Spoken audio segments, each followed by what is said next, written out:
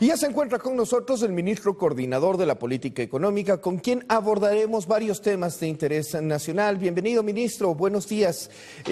La principal pregunta que a esta hora todavía se hace, primero, ¿qué evidencias tenemos para afirmar que Ecuador está superando la crisis o el mal momento económico que atravesó desde finales de 2015 hasta 2016? ¿Y cuáles son las evidencias que tienen ustedes para decir que sí, que estamos superándolo? Bueno, muy buenos días y muchas gracias. Un saludo a la audiencia. La economía ecuatoriana está en una etapa de recuperación y varios indicadores dan cuenta de ello.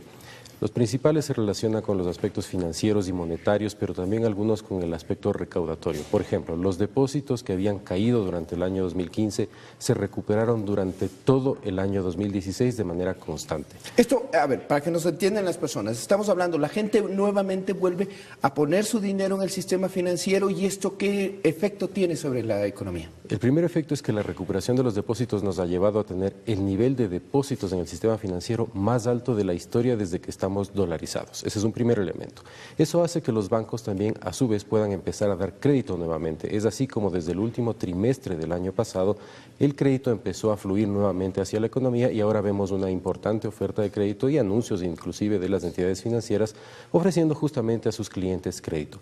Esto ha hecho que las ventas también se recuperen, por lo cual también al recuperarse las ventas, la recaudación tributaria que había sido menor durante el año 2016, ya para el último trimestre del año pasado mostró signos positivos, es decir, haber crecido. Esto da cuenta también que el ingreso del sector público también está creciendo, lo cual permite, este es el otro símbolo de recuperación, que el Estado se haya puesto al día con algunos pagos y atrasos que se habían acumulado durante años anteriores, y es así como, por ejemplo, se ha pagado ya a gobiernos autónomos descentralizados, se ha pagado a universidades, se ha pagado a maestros, había pendientes de algunas cuentas también con proveedores del Estado, todo lo cual está completamente al día. Estamos superados, digamos así, las principales evidencias, según ustedes nos acaban de relatar, se han superado. La pregunta siguiente, y es que el 24 de mayo ustedes concluyen su gestión.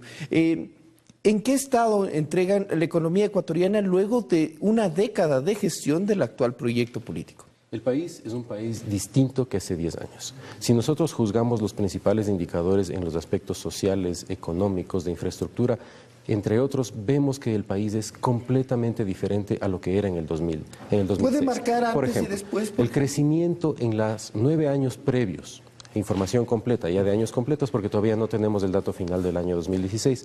En los 9 años previos, antes del gobierno del presidente Correa, la economía ecuatoriana crecía a un promedio anual de apenas el 3,2%. En los 9 años del presidente Correa, del 2007 al 2015, creció a un promedio de 3,9%. Es decir, la economía ecuatoriana creció más rápido y creció mejor. ¿Por qué decimos que creció más rápido? Porque 3,9 es mayor a 3,2. Y creció mejor por varias razones. Es la primera vez en la historia, durante estos 10 años, que se ha logrado tener, por ejemplo, un mejor salario real para los ecuatorianos, una mejor cobertura de canasta básica. En los 10 años previos a la Revolución Ciudadana, la cobertura de la canasta básica jamás superó el 67-68%. Ahora hemos logrado que la canasta básica esté cubierta por encima de un 95%.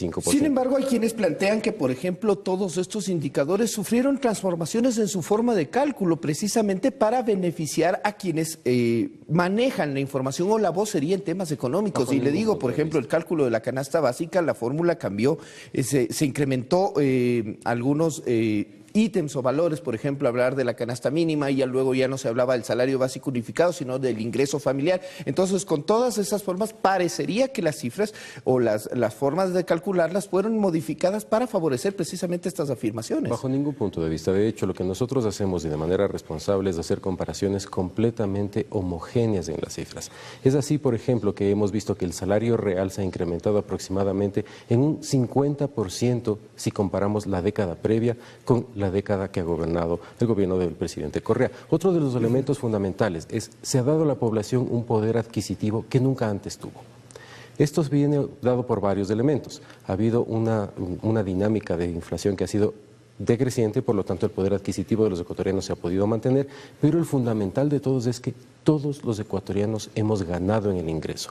La principal diferencia, en la década previa, los principales que ganaban, los que más ingreso tenían, eran normalmente los estratos más altos de la población. En esta década, quienes más han visto incrementados sus ingresos han sido justamente las personas de menores ingresos. Me queda un minuto y tengo dos preguntas. Les rogaría seamos lo más sintético. ¿Qué pasa con el tema del endeudamiento? Que muchos candidatos, muchos detractores insisten en que tenemos las más altas cifras de endeudamiento, que casi estamos empeñados con una de las potencias mundiales. Este es un gráfico que muestra la deuda externa del país. Por favor. Sí. Desde el año 1980. Como ustedes pueden ver, la época de más alto endeudamiento del país no es la actual, en la que estamos endeudamiento externo aproximadamente un 28%. Antes, en los gobiernos, por ejemplo, de Osvaldo Hurtado, se endeudó al país en un 115% de incremento, con lo cual llegamos a niveles de deuda por encima del 60%. En los gobiernos, como Febres Cordero, llegamos a endeudamientos por encima del 80%. Eso era sobreendeudamiento.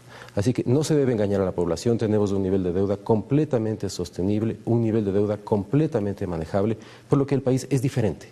El país es el doble de grande en términos económicos, la población ha crecido y ha crecido con mayores ingresos, tiene mayores oportunidades que nunca antes, el país es completamente diferente. Y el gobierno que venga cuenta con un terreno fértil para sembrar justamente para el bien de todos. Ojalá no volvamos a aquellas épocas en las que se gobernaba para pocos, sino que se gobierne para todos. Muchísimas gracias al ministro coordinador de la política económica. Nos quedan algunas interrogantes, sin embargo, en tenor al tiempo tenemos que concluir esta entrevista. Luego del corte continuamos con más información. Y tras la pausa, entérese de por qué prohibieron festejar San Valentín en Pakistán. Esto y más información internacional en instantes.